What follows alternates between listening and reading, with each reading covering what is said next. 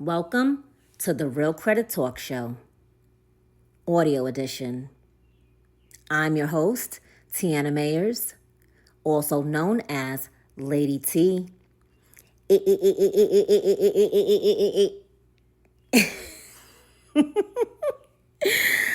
Founder of Beyond Credit Limits Corporation. And this is where we break down how credit actually works. Not from opinion, not from guesswork, but from how the system is designed to read you. This is a Beyond Credit Limits production. If you want to understand how your situation connects to what we talk about here, you can visit www.beyondcreditlimits.com. And if you've been tapped into the brand, you already know what it is at thatmerchmood.com. This is a space where we stop repeating credit myths, stop chasing surface level advice, and start breaking down how the system actually works. Not the watered down version, not the social media version, not the version people throw around without context. The real version. The structured version.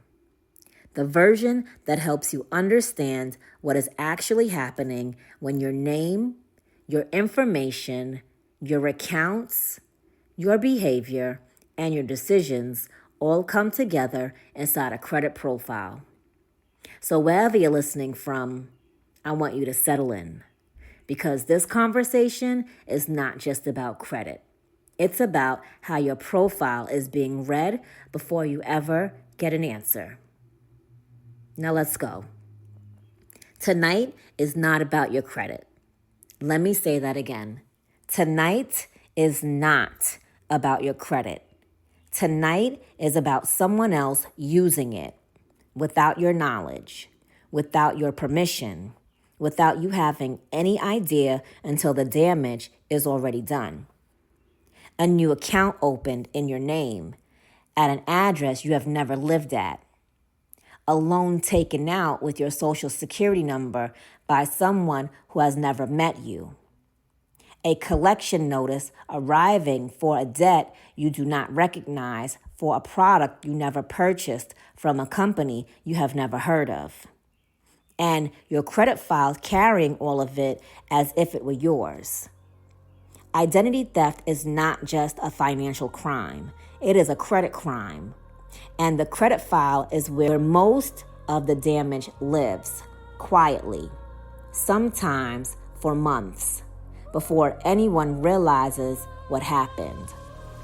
Tonight, we go inside that damage, how it gets there, how to find it, and what the path back actually looks like. Let's go. Welcome to episode 10 of the Real Credit Talk Show. 10!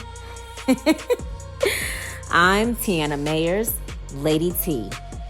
Identity theft is one of the fastest growing financial crimes in the country. Millions of people experience it every year, and a significant number of them do not find out it happened to them until they apply for something important and discover accounts on their credit file they never opened. By that point, the fraudulent activity may have been sitting in the profile for months. The damage may have been compounding, and the recovery process is about to take significantly longer than it would have if it had been caught earlier. Today, we cover all of it. How identity theft actually works inside the credit system, how fraudulent accounts get opened and why they appear the way they do, the tools that exist to protect the profile before fraud occurs, how to detect it early, what to do in the first hours after discovering it, what the formal recovery process looks like, and what most people do wrong in that process that extends the damage and delays the resolution. Whether you have experienced identity theft or want to make sure you never do, this episode is for you. We'll be right back. Most people think credit is just a score. It's not. Your credit can affect where you live, what you drive, your interest rates, approvals, deposits, business funding, and even the opportunities available to you. At Beyond Credit Limits, we help consumers understand how the system actually works. This isn't about gimmicks. This is about structure, strategy, education, and financial positioning.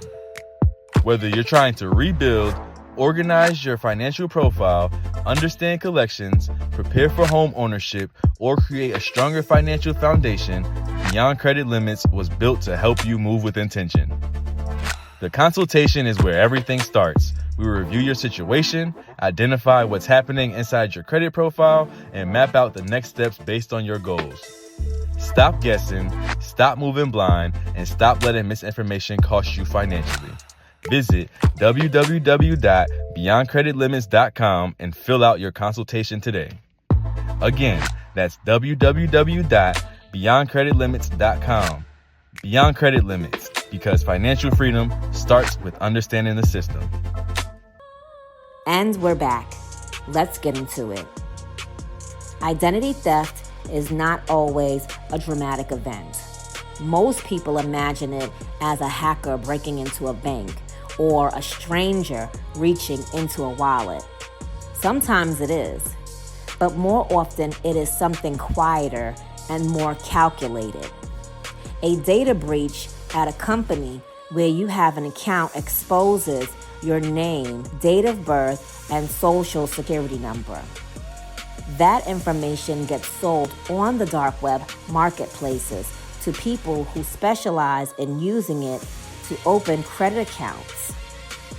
With a name, a social security number, a date of birth, and an address, real or fabricated, a fraudster can apply for credit. Credit card accounts, personal loans, retail financing, auto loans, utility accounts, phone service contracts. All of it in your name. None of it with your knowledge. Once those accounts are opened, they report to the credit bureaus. They appear in your credit file as if you opened them. The creditor does not know the application was fraudulent. The bureau does not know the account is not yours. The file simply records what it was told. And if those accounts go unpaid, which they often do because the thief has no intention of paying, the delinquencies, the collections, the charge-offs all attach to your credit profile. Your name, your social security number, your file, someone else's debt. That is how identity theft lives inside the credit system. And that is why detecting it early is one of the most important things a consumer can do. When it comes to protecting the credit file from fraud, there are two primary tools available: a fraud alert and a security freeze. These are not the same thing. They do not do the same job.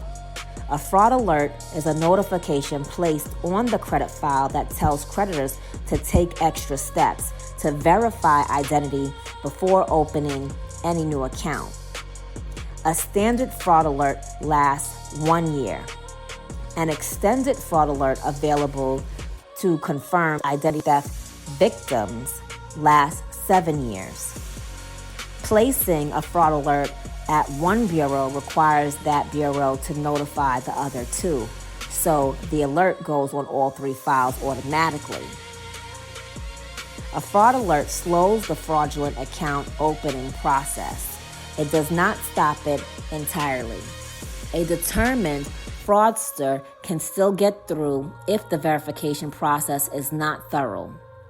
A security freeze is a stronger tool. A security freeze blocks access to the credit file entirely. Will evaluate a new application. When a freeze is in place, A lender cannot pull the credit report to evaluate a new application.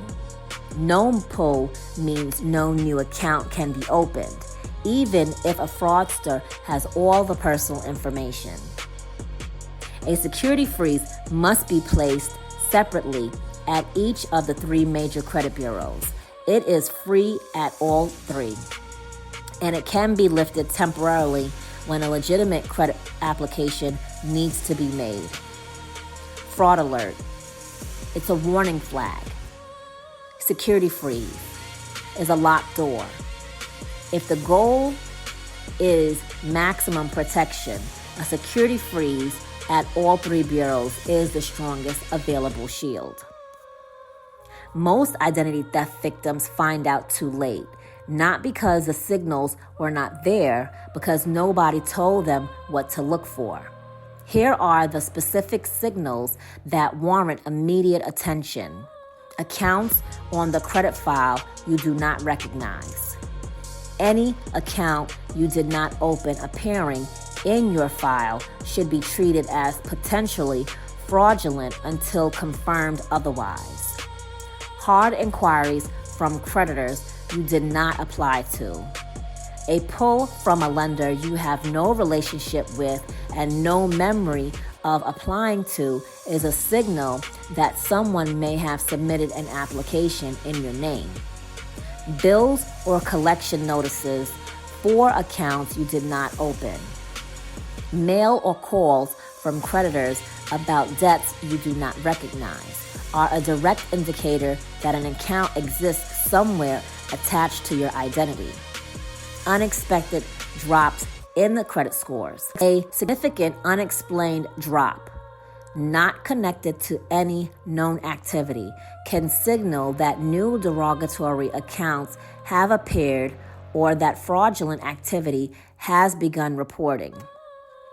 Mail that stopped arriving. If statements or bills you expected to receive stop coming, it may mean someone has changed the mailing address on one or more of your accounts. Any one of these signals warrants an immediate and thorough review of all 3 credit reports, all 3 bureaus, every account, every inquiry, every address listed on the file. The first 24 hours after discovering identity theft are the most important. What happens in that window determines how contained the damage becomes and how smoothly the recovery process moves. Place a security freeze at all 3 major bureaus, TransUnion, Equifax, and Experian, each one separately. This stops new fraudulent accounts from being opened while the existing damage is being addressed. Do this first before anything else. File a report with the Federal Trade Commission. The FTC maintains identitytheft.gov, a resource specifically designed to guide identity theft victims through the recovery process. Filing a report there creates an official identity theft report that is used throughout the dispute and recovery process. This document is critical. Keep a copy. File a police report. A police report creates an additional layer of official documentation. Some creditors and bureaus require it as part of the fraud dispute process. Contact the creditors where fraudulent accounts were opened. Notify each creditor that the account is fraudulent. Ask to speak with the fraud department specifically. Request that the account be closed and flagged as fraudulent. Document every conversation, date, names, confirmation numbers. Do not pay anything on fraudulent accounts. Making any payment on a fraudulent account can create complications in the dispute process. It can be interrupted as acknowledgement of the debt. Do not pay. Do not negotiate. Do not settle. Dispute the account as fraudulent. Disputing a fraudulent account is not the same as disputing an inaccuracy. The process is different. The documentation is different. And the outcome, when handled correctly, is also different. When disputing a fraudulent account with the credit bureaus, the dispute should include the FTC identity theft report, the police report if one was filed, a clear written statement identifying the specific fraudulent accounts, proof of identity to confirm you are the actual consumer whose file is being affected. Under the Fair Credit Reporting Act, when an identity theft report is included with a dispute, the Bureau must block the fraudulent information from appearing on the credit report. This is called a block, not just a removal. A standard dispute asks the Bureau to investigate and verify whether information is accurate. A fraud block supported by an identity theft report requires the Bureau to remove the fraudulent information from the file entirely. That is a stronger protection than a standard dispute, but it only works when the identity theft report is included in the process. That document is what activates the stronger protections available to fraud victims under federal law. Identity theft is not the only way that information which does not belong to you can end up on your credit file. There is another scenario called mixed file. A mixed file happens when the credit bureau combines information from two different consumers into a single credit file. It typically occurs when two people share similar identifying information, the same name, a similar social security number, the same address, or some combination of those. A mixed file is not fraud. Nobody stole anyone's identity. It is a bureau error. But the impact on the credit profile can be just as damaging. Someone else's collections account on your file. Someone else's late payment history attached to your name. Someone else's public record on your profile. All of it reporting as if it were yours. Mixed files are particularly common for consumers who share a name with a family member, particularly a parent, child, or sibling with the same or similar name. Consumers who have had a social security number entered incorrectly somewhere in the reporting chain. Mixed file disputes can be among the most complex in the entire credit correction landscape. The Bureau has to untangle two files it merged by mistake, and doing that thoroughly requires persistence, documentation, and structured follow-through. Identity theft recovery is a process, and like any process, there are specific ways people make it harder than it needs to be. Paying fraudulent accounts.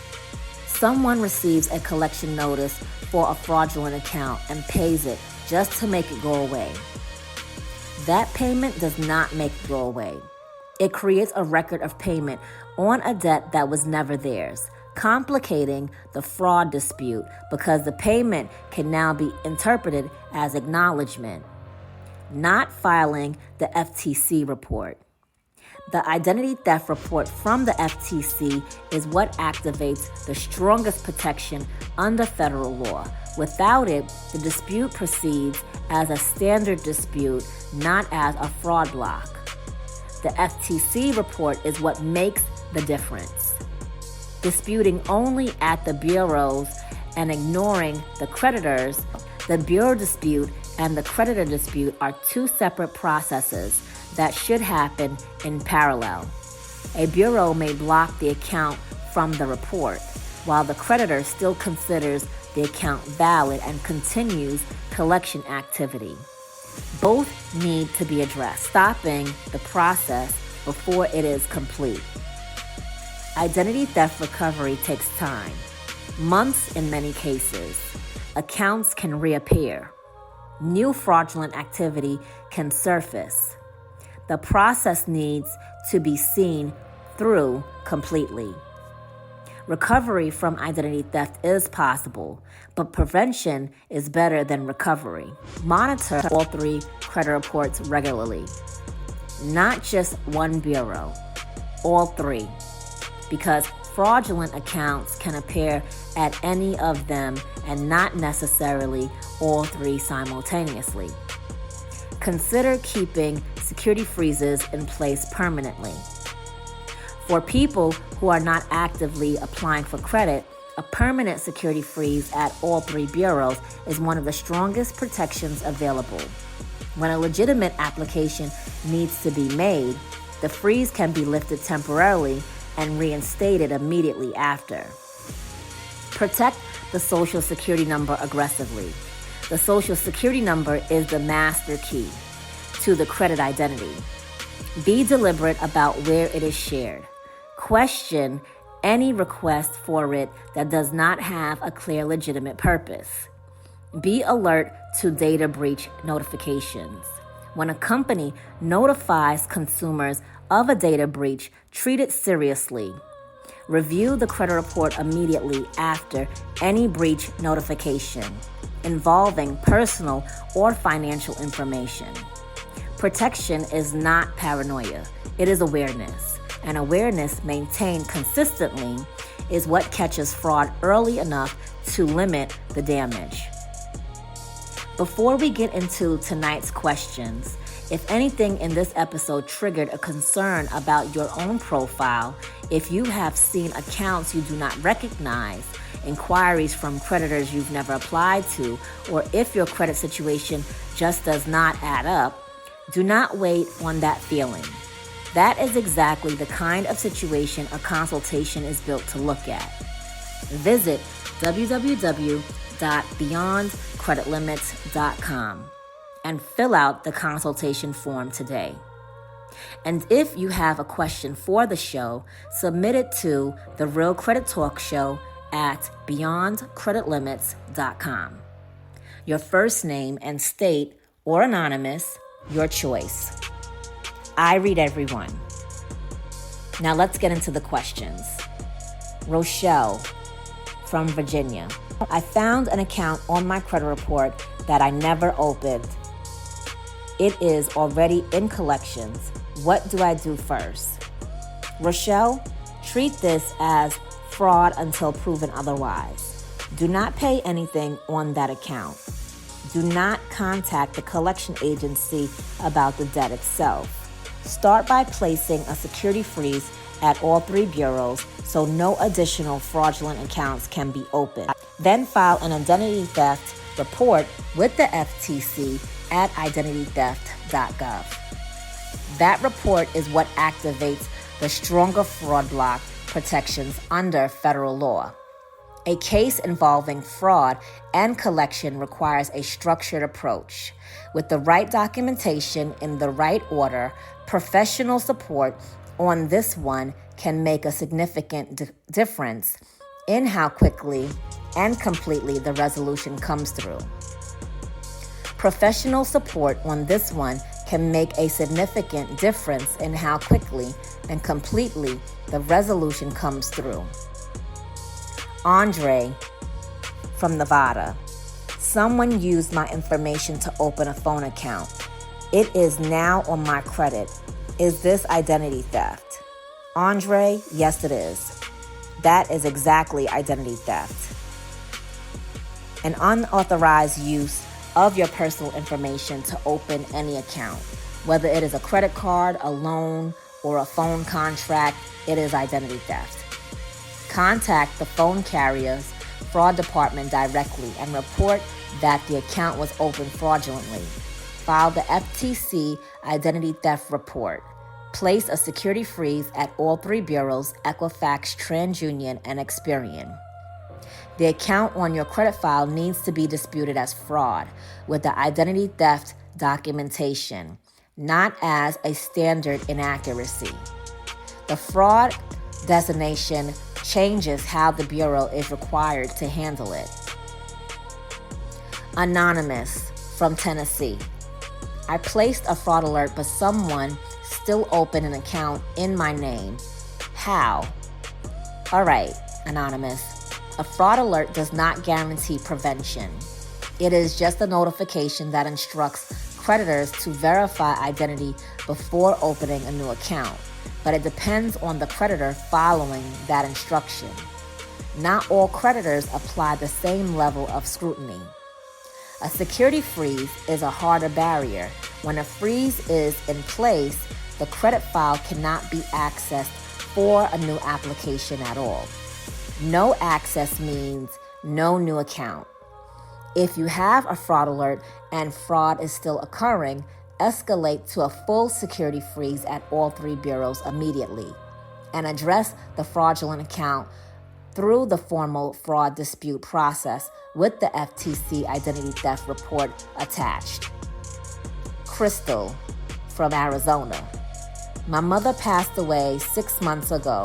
I recently found out someone opened credit in her name. What happens now? Crystal, what you are describing is called deceased identity theft, and it happens more than most people know. Fraudsters monitor public death records and use the social security numbers of recently deceased individuals to open accounts before the bureaus have marked the file as deceased. The steps begin with notifying the Social Security Administration and the credit bureau of the death so the file can be flagged appropriately.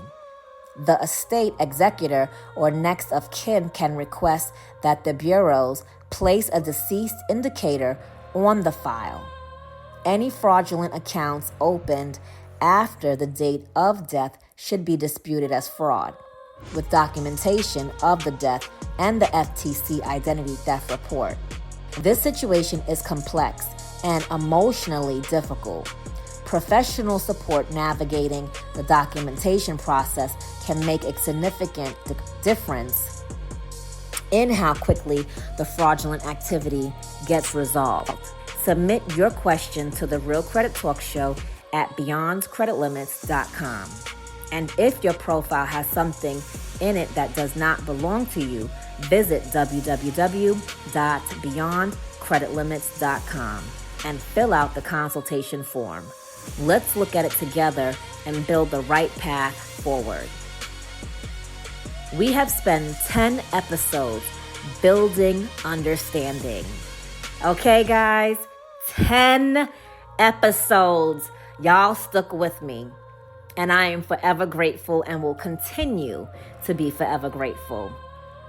So, how the system works, how decisions get made, what the file says, and how to read it, what things cost when the profile is not where it needs to be, how collection works, how life events affect the credit picture, how scoring models calculate and differ, how to build credit with the right tools in the right order, how to apply with strategy instead of urgency. All of that knowledge, all of that work, all of that building, none of it means anything if someone else can walk into the system with your name and undo it. Protection is not an afterthought. It is part of the strategy. Monitor the file. Know what belongs in it and what does not. Use the tools that exist to protect it. And if something appears that should not be there, act on it immediately with the right documentation in the right order. The profile you have been building is worth protecting. And now you know how. If there is one thing I want you to take from episode 10, it is this.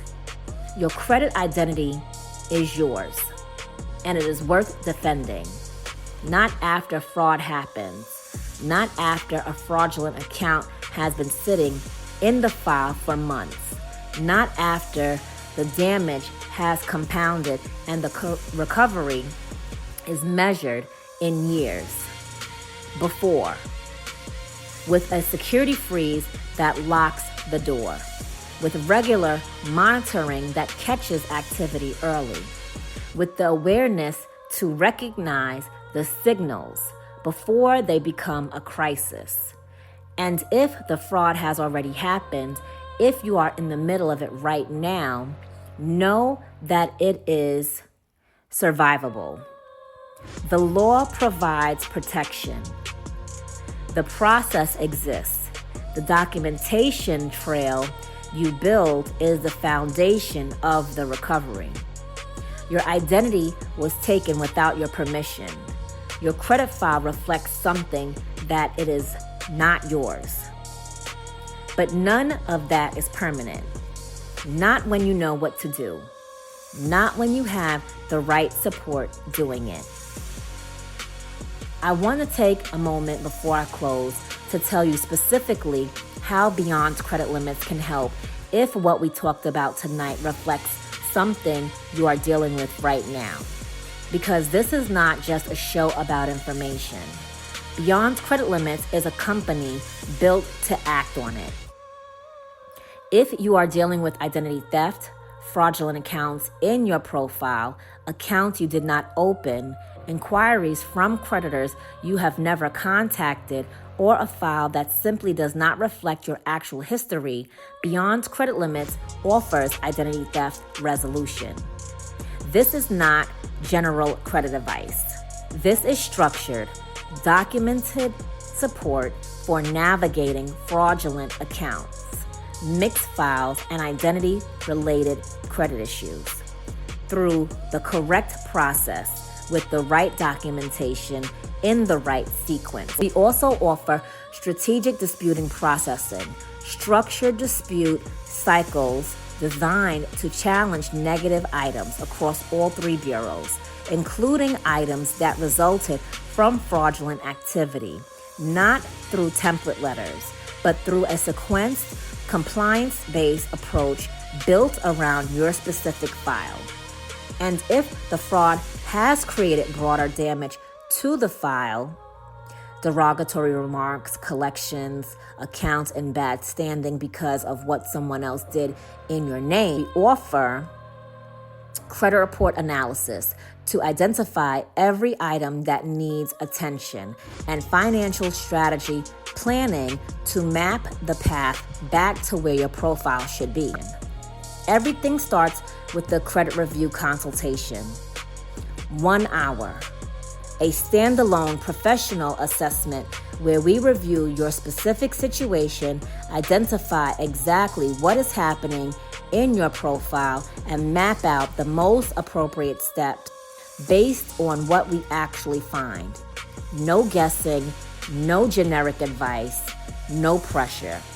Just a clear, honest look at your profile and a specific plan built around what is actually there. Visit www.beyondcreditlimits.com and fill out the consultation form. If there's something in tonight's episode that made you think about what might be in your own profile that thought is worth acting on. Beyond Credit Limits, because financial freedom starts with understanding the system and protecting what you have built inside of it. Before I close, I want to leave you with this. No question is insignificant. Your questions matter because you matter. And for everyone listening right now who has a feeling that something is not right, an account that showed up unexpectedly, an inquiry from somewhere you never applied, a score that dropped without explanation, or a nagging sense that the profile does not fully reflect your history, trust that feeling. Because in the credit world, things that do not add up usually do not add up for a reason. And the sooner that reason gets identified, the sooner it can be addressed. That is exactly what a consultation at Beyond Credit Limits is for. We sit down with your specific profile. We look at what is there. We identify what belongs and what does not. And we build the path forward from the truth of what we find. If that conversation is one you are ready to have, visit www.beyondcreditlimits.com and fill out the consultation form today. Submit your questions to the Real Credit Talk Show at beyondcreditlimits.com. Your first name and state or anonymous, I read every one. And your question may be answered here on the Real Credit Talk Show. Ask the question, protect what you have built, and move with the kind of intention that only comes from understanding not just how credit works, but how to keep it yours. This has been the Real Credit Talk Show, hosted by me, Tiana Mayers, Lady T,